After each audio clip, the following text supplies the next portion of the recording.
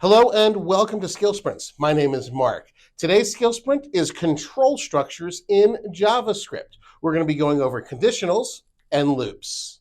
I've logged into my Replit account and I'm going to create a new project using the HTML, CSS, and JavaScript template. Let's call this conditionals. We'll create the Replit. And the first thing I'm going to do is delete this hello world that's part of the HTML template and move to the JavaScript file. In order to demonstrate a conditional, we have to have something to test. So let's create a variable called age, and I'll assign it the initial value 50. And then we're going to write our test. If age is greater than or equal to 50, we're going to console log you are old. And there we have it, a very simple conditional. So let's go over this program before we test it in the web view. First off, we're going to assign the variable age the value 50. Then we're going to test with the if statement. The parentheses adjacent to the if statement contain our condition.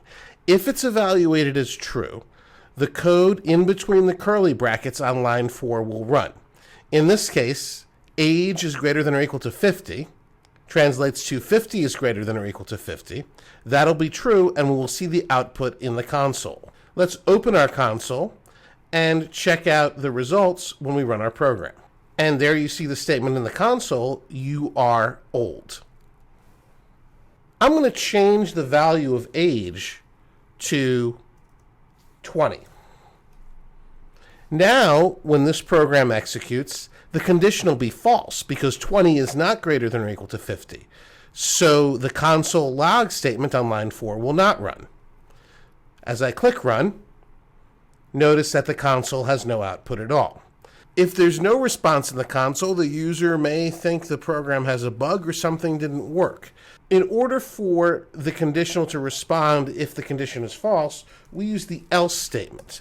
And then if the condition is false, whatever is in between the curly brackets adjacent to the else will run. In this case, console log you are young. Let's run it again. And there you can see we get you are young as a result in our console. If age goes back to 50 or greater, you see the result is you are old in the console. Let's look at this second code block starting on line 9. Here, I'm creating a variable called current time. I'm populating that with the current time using the date function. New.date.getHours. We'll get the hour of the day between 0 and 24.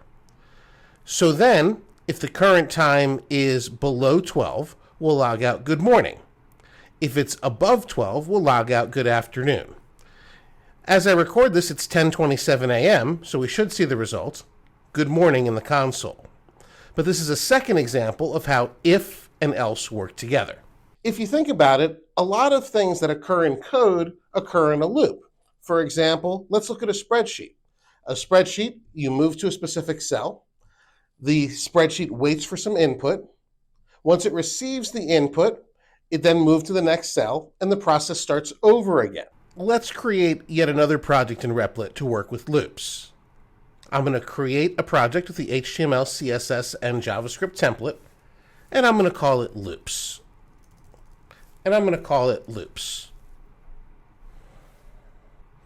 Once again, I'll remove the hello world from the HTML file in the template.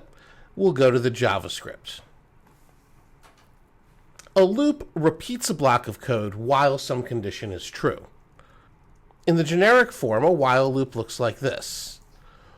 While this condition is true, we'll go ahead and run this stuff. So let's say we wanted to use a loop to count to 10 in the console. We're going to need to declare a variable as our counter, so let's do that before the while loop. And we'll set that initially to 1. So our condition is going to be, while the counter is less than 11, since we want to count to 10, what we want to do is output the value of the counter to the console and then add 1 to the counter. By the way, a shortcut to add 1 to the counter is just to do this. That'll add 1 to the counter. Both lines 4 and 5 are equivalent. Okay, so this should do the trick. We've initialized our counter variable at 1. We'll run the code in the loop on lines 3 through 5 while the counter is less than 11. Inside the loop, we'll output the value of the counter, and then we'll add 1 to the counter. Let's open our console, and let's run this to see the results. And there you can see the numbers 1 through 10. So we did this correctly. There's a similar type of loop known as a for loop.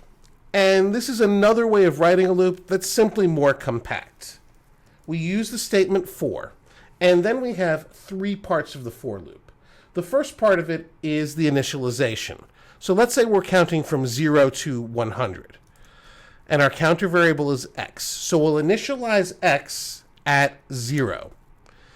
The next part of the for loop after the semicolon is the continuation condition. We'll continue while this is true. We'll continue while this is true. In this case, x is less than 101. Next is our counter. How do we move through the loop? In this case, we're simply going to increase x by 1 with each iteration of the loop. Now, each time through the loop, what are we going to do? We're going to console log x. Before we run this, just so we don't get confused, I'm going to comment out the while loop. Those slashes mean that that line is a comment, and it'll be ignored by the JavaScript processor. So the only lines that will be executed are 9 through 11. Let's go ahead and run and keep your eye on the console. And there you can see we terminate with 100. And there are all the values 0 through 100. For Skill Sprints, my name is Mark. I'll see you next time.